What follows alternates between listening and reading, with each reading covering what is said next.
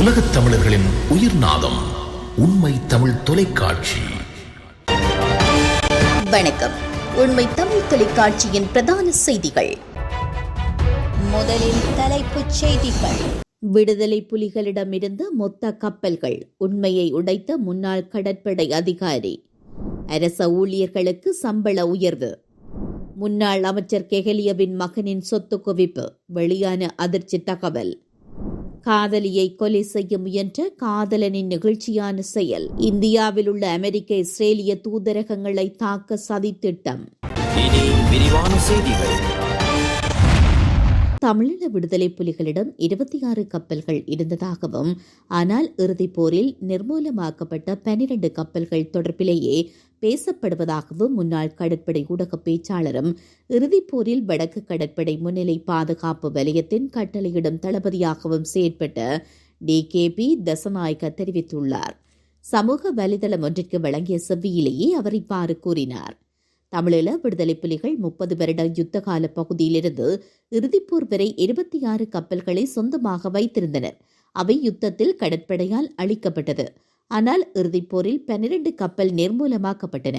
அவை மட்டுமே எமக்கு இப்போது ஞாபகத்தில் இருக்கிறது. இறுதிப்போரில் இந்திய கடற்படையின் ஆதரவிலேயே 12 கப்பல்கள் நிர்மூலமாக்கப்பட்டன. மேலும் 3 கப்பல்கள் அவர்களிடமிருந்தன. அந்த கப்பல்களின் 2 பெயர்கள் மாற்றப்பட்டது. இறுதிப்போரின் பின்னர் 3ஆம் நிலை தமிழீழ விடுதலை புலிகள் சிலர் குறித்த பெயர் மாற்றப்பட்ட 2 கப்பல்களில் ஒரு தடவையில் 400 பேர்கள் என்ற வகையில் திறந்த விசா மூலம் மலேசியாவிற்கு அனுப்பப்பட்டு அங்கிருந்து 2 கப்பல்கள் மூலம் கனடாவுக்கு அனுப்பப்பட்டனர் என தெரிவித்துள்ளார். அரசு சேவையில் சம்பள உயர்வு தொடர்பான தேசிய கொள்கையை உருவாக்கும் செயல்முறையை அரசாங்கம் தொடங்கியுள்ளது. இது தொடர்பாக தொழிற்சங்க பிரதிநிதிகளின் கருத்துக்கள் மற்றும் பரிந்துரைகள் ஏற்கனவே வழங்கப்பட்டுள்ளன. அந்த கருத்துக்கள் மற்றும் பரிந்துரைகளில் குறிப்பிட்ட புள்ளிகள் 2 வாரங்களுக்குள் உரிய அமைச்சிற்கு அனுப்பப்படும் என்று பொது சேவைக்கான நாடாளுமன்ற துணைக்குழுவின் தலைவர் நாடாளுமன்ற உறுப்பினர் சந்தன சூரியராஜ் தெரிவித்துள்ளார். அமைச்சினால் உரிய கருத்துக்களை ஆராய்ந்த பின்னர் அவை நாடாளுமன்றத்தில் முன்வைக்கப்படும். நாடாளுமன்றத்தில் ஆராய்ந்த பின்னர் உரிய முறைமைக்கமைய அதனை அரசாங்கம் உட்பட அனைத்து அரசு ஊழியர்களுக்கும் சம்பள அதிகரிப்பு வழங்கப்படும் என்றும் அவர் குறிப்பிட்டுள்ளார். அனைத்து ஊழியர்களுக்கு முறையாக மற்றும் சரியான முறையின் கீழ் சம்பள அதிகரிப்பு வழங்க எதிர்பார்க்கப்படுவதாகவும் அவர் சுட்டிக்காட்டினார். சுகாதார அமைச்சராக கெஹலிய ரம்புக்வெல செயற்பட்ட காலப்பகுதியில் அவரது தனிப்பட்ட செயலாளராக பணியாற்றி அவரது மகன் ரமித் ரம்புக்வெல பெருந்தொகை சொத்துக்களை குவித்ததாக தெரியவந்துள்ளது. சுமார் 18 மாத கால பகுதியில் 27 கோடி ரூபாவிற்கும் அதிகமான சொத்துக்களை குவித்ததாக விசாரணைகளில் கண்டுபிடிக்கப்பட்டுள்ளது. இது தொடர்பில் லஞ்ச ஒழிப்பு ஆணைக்குழு கொழும்பு உயர் நீதிமன்றில் வழக்கு தொடர்ந்தது. கெஹலி ரம்புக்வெலவின் தனிப்பட்ட செயலாளராக பணியாற்றிய அவரது மகன் 1.5 ஆண்டுகளில் ஈட்டிய வருமானத்தை வெளிப்படுத்த முடியாத வகையில் 27 கோடி ரூபாவை செலவிட்டுள்ளார். கொழும்பில் அடுக்குமாடி குடியிருப்புகளில் வீடுகளை கொள்வனவு செய்யவும் ஆடம்பரமான நவீன கார்களை வாங்குவதற்கும் அவரது மகன் அவரது மனைவியின் பெயர்களில் வங்கிக் கணக்குகளில் நிலையான வைப்புகளை செய்யவும் 27 கோடி ரூபாவிற்கும் அதிகமான பணத்தை செலவிட்டதாகவும் லஞ்ச ஒழிப்பு ஆணையம் வழக்கு தொடர்ந்துள்ளது. கெஹலி ரம்புக்வெலவின் மகன் ரமித் ரம்புக்வெல வெளிப்படுத்த முடியாத முறையில் சொத்துக்களை குவித்ததாக கூறி அவருக்கு எதிராக வழக்கு தொடரப்பட்டுள்ளது. ரமித் ரம்புக்வெல ஊழல் தடுப்பு சட்டத்தின் கீழ் குற்றம் செய்ததாக கூறி லஞ்ச ஒழிப்பு ஆணைக்குழு இந்த வழக்கை தாக்கல் செய்துள்ளது.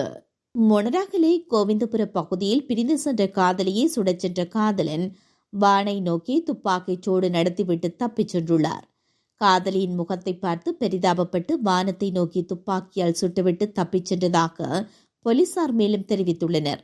24 வயது பெண் அதே கிராமத்தை சேர்ந்த 29 வயது இளைஞருடன் காதல் உறவில் இருந்துள்ளார்.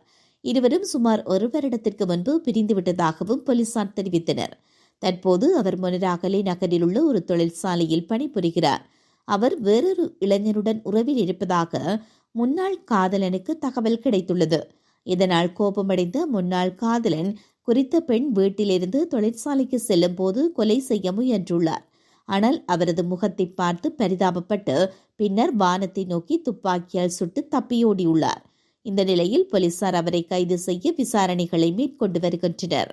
இந்தியாவின் சென்னை பூந்தமல்லியில் உள்ள தேசிய புலனாய்வு முகவர் அமைப்பு சிறப்பு நீதிமன்ற அழைப்பாணை ஒன்றை இலங்கையில் உள்ள பாகிஸ்தான் தூதரகத்தில் கடமை புரியும் அதிகாரியொருவருக்கு அனுப்பியுள்ளதாக செய்திகள் வெளியாகியுள்ளன. சென்னையில் உள்ள அமெரிக்க தூதரகம் மற்றும் பெங்களூருவில் உள்ள இஸ்ரேல் தூதரகம் ஆகியவற்றை தாக்க சதி செய்ததாக குற்றம் சாட்டப்பட்டே குறித்த பாகிஸ்தான் தூதரக அதிகாரிக்கு அழைப்பாணை அனுப்பியுள்ளது. தற்போது இலங்கையில் உள்ள பாகிஸ்தான் தூதரகத்தில் பணிபுரிந்து வரும் குறித்த அதிகாரி அக்டோபர் மாதம் 15ஆம் தேதியன்று நீதிமன்றத்தில் முன்னிலையாகுமாறு உத்தரவிடப்பட்டுள்ளது.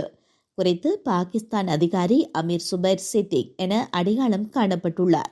இவர் பாகிஸ்தான் நாட்டின் கராச்சி நகரை சேர்ந்தவர் என்றும் தற்போது கொழும்பிலுள்ள பாகிஸ்தான் உயர் ஸ்தானிகர் ஆலயத்தில் விசா ஆலோசகராக பணிபுரிகிறார் என்றும் ஊடகங்கள் செய்தி வெளியிட்டுள்ளன.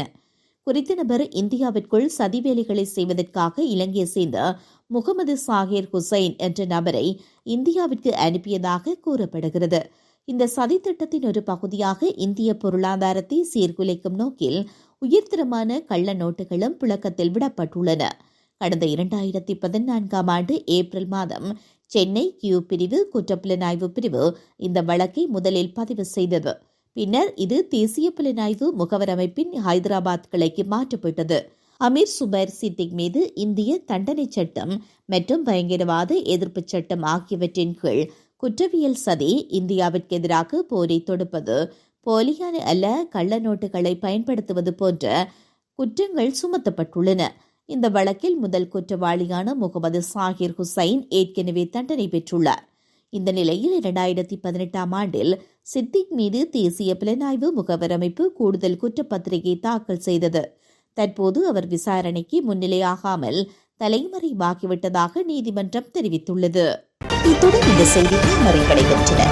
மேலதிக செய்திகளை தெரிந்து கொள்ள உண்மை தமிழ் தொலைக்காட்சியோடு இணைந்திருங்கள். வணக்கம். உலகத் தமிழர்களின் உயிர்நாதம் உண்மை தமிழ் தொலைக்காட்சி.